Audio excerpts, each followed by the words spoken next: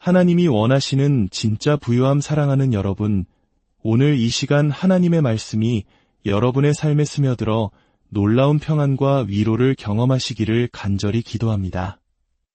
혹시 마음에 무거운 짐이 있다면 잠시 내려놓고 하나님의 음성에 귀 기울여 보시길 바랍니다. 이 메시지가 여러분의 삶에 한 줄기 빛이 되고 하나님의 크신 은혜를 더 깊이 깨닫는 통로가 되기를 소망합니다.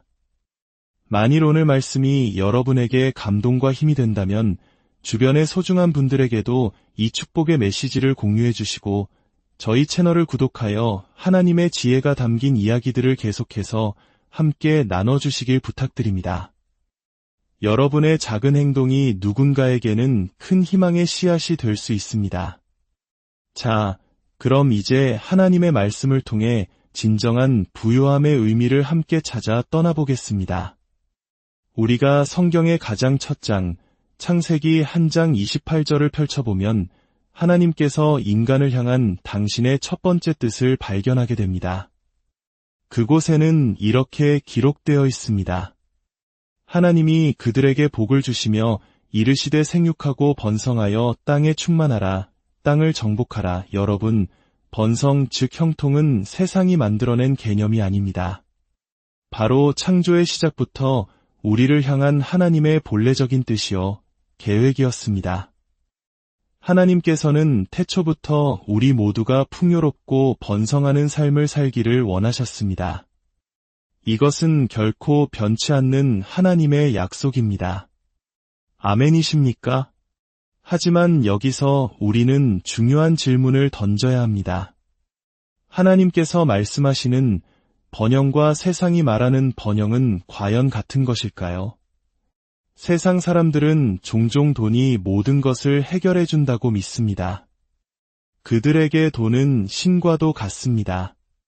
돈이 있으면 편리함을 살 수 있고 안락함을 누릴 수 있으며 심지어 시간을 살 수도 있다고 생각합니다. 물론 틀린 말은 아닙니다. 돈은 우리 삶에 많은 편의를 제공합니다. 그러나 그것이 번영의 전부는 아닙니다. 세상의 기준은 종종 우리를 잘못된 길로 이끌곤 합니다. 하나님께서 말씀하시는 진정한 번영, 진정한 부요함은 세상의 기준과는 완전히 다릅니다. 이 핵심적인 차이를 이해하는 것이 오늘 우리에게 매우 중요합니다. 요한 3서 1장 2절의 말씀은 우리에게 그 비밀의 열쇠를 보여줍니다.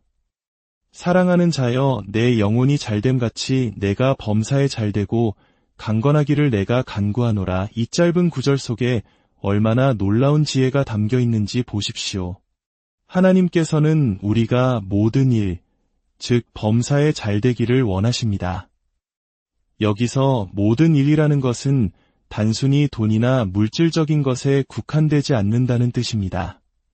만약 모든 일에 형통하는 것이라면 돈은 그중 일부일 뿐입니다.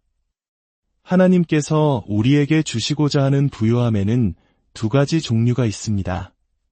마치 새가 두 날개로 날아오르듯 우리에게도 두 가지 풍요가 모두 필요합니다. 바로 물질적인 부요함과 영적인 부요함입니다. 하나님께서는 우리가 물질적으로도 풍요롭기를 원하십니다. 가난과 결핍 속에서 고통받는 것을 원치 않으십니다. 그러나 동시에 아니 그보다 더 중요하게 우리의 영혼이 부유하기를 간절히 바라십니다. 물질적인 부와 영적인 부, 이 두 가지가 함께 갈 때 비로소 우리는 하나님 안에서 온전한 형통을 누릴 수 있습니다. 그렇다면 세상이 생각하는 부와 하나님이 생각하시는 부의 차이는 무엇일까요? 세상에서는 돈이 많고 높은 지위와 명성을 얻고 강력한 영향력을 가진 사람을 부자라고 말합니다. 멋진 집, 비싼 차, 수많은 재산을 가진 사람을 성공했다고 평가합니다. 하지만 하나님의 관점은 다릅니다. 마태복음 5장 5절은 이렇게 말씀합니다. 온유한 자는 복이 있나니 그들이 땅을 기업으로 받을 것이며, 여기서 복이 있나니라는 말의 원래 헬라어는 마카리오스입니다. 이 단어는 단순히 운이 좋다는 뜻을 넘어 영적으로 그리고 물질적으로 형통하며 생명과 건강이 넘치고 깊은 행복을 누리는 상태를 의미합니다. 하나님의 관점에서 진정한 부자는 누구일까요? 바로 건강한 사람입니다. 여러분이 오늘 아침 건강하게 눈을 떴다면 여러분은 이미 부유한 사람입니다. 여러분의 마음에 세상이 줄 수 없는 평안이 있다면 여러분은 세상 누구보다 부유한 사람입니다. 통장에 수십억 원이 없더라도 내 영혼의 기쁨이 넘치고 주님 주시는 평강으로 가득하다면 우리는 이미 하나님의 눈에 가장 부유한 자녀입니다. 우울증과 불안에 시달리며 잠 못 이루는 백만장자가 과연 부유하다고 할 수 있을까요? 그는 물질적으로는 부자일지 몰라도 하나님의 관점에서는 아닙니다. 하나님께서 보시는 진짜 부자는 건강한 마음, 명철한 생각, 그리고 샘솟는 기쁨을 가진 사람입니다. 그러니 옆에 있는 분에게 이렇게 말해 주십시오. 기뻐하세요.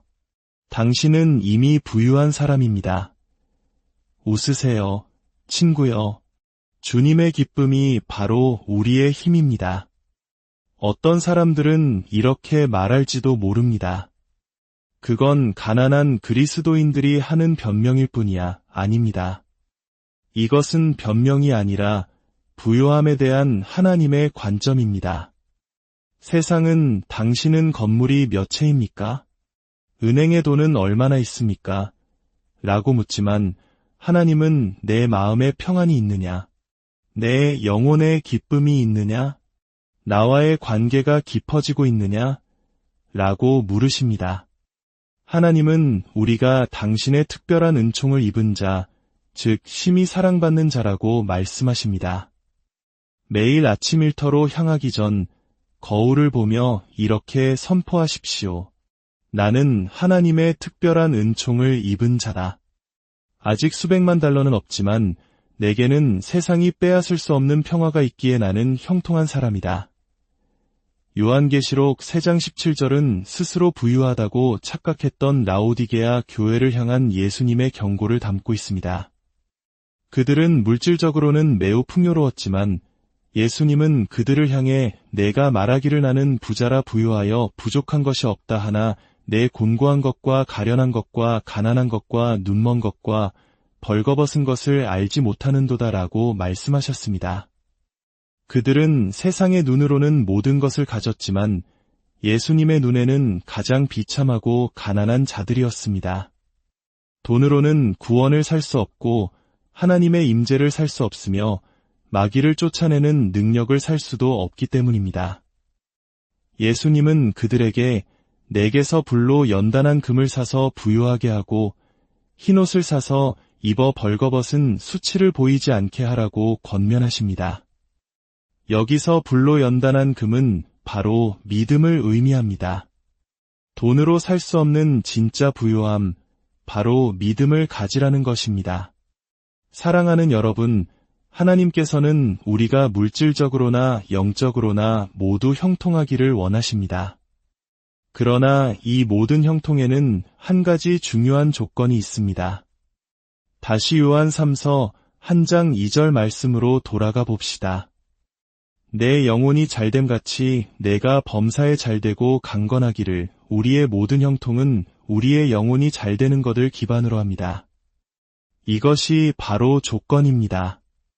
우리의 영혼이 성장하고 믿음이 성숙해질수록 하나님께서는 우리 삶의 형통의 밸브를 조금씩 더 열어주십니다. 왜냐하면 하나님께서는 미성숙한 사람에게 많은 재물을 맡기지 않으시기 때문입니다. 돈은 우리의 마음을 시험하는 도구가 될 수 있습니다.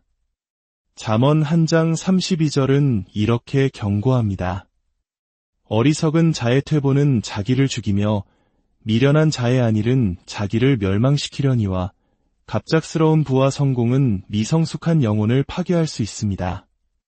돈이 생겼을 때 그 사람의 마음이 어떻게 변하는지를 보면 그의 믿음의 깊이를 알 수 있습니다.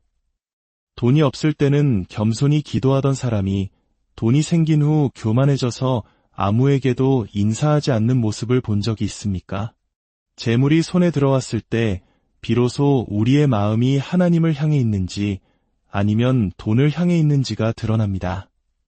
많은 사람들이 하나님, 저에게 큰 돈을 주시면 전부 주님을 위해 쓰겠습니다 라고 말하지만 하나님은 그 약속을 믿지 않으십니다. 돈이 당신의 손에 들어오기 전까지는요. 돈은 우리의 믿음을 시험하고 우리가 진정한 부유함을 감당할 준비가 되었는지를 판단하는 시금석입니다. 하나님은 아브라함에게 엄청난 물질의 복을 주셨습니다. 창세기 13장 2절은 아브라함에게 가축과 은과 금이 풍부하였더라고 증언합니다. 하나님은 당신의 자녀들이 부유하기를 원하십니다. 다만 그 부를 감당할 수 있는 영적인 성숙함이 먼저 준비되기를 바라시는 것입니다. 그러니 여러분, 마귀가 속삭이는 거짓된 개념들을 떨쳐버리십시오. 가난이 미덕이라는 생각, 부자는 천국에 가기 어렵다는 오해에서 벗어나십시오. 하나님은 여러분을 모든 영역에서 형통하도록 부르셨습니다. 건강하게, 물질적으로, 정신적으로, 감정적으로 풍요로운 삶을 살도록 부르셨습니다. 여러분의 가정에, 마음에, 가족 관계 속에 하나님의 평화가 넘치기를 축복합니다. 여러분 안에 평화가 있다면 여러분은 이미 세상에서 가장 부유한 사람이며 하나님의 특별한 사랑을 받는 자녀입니다.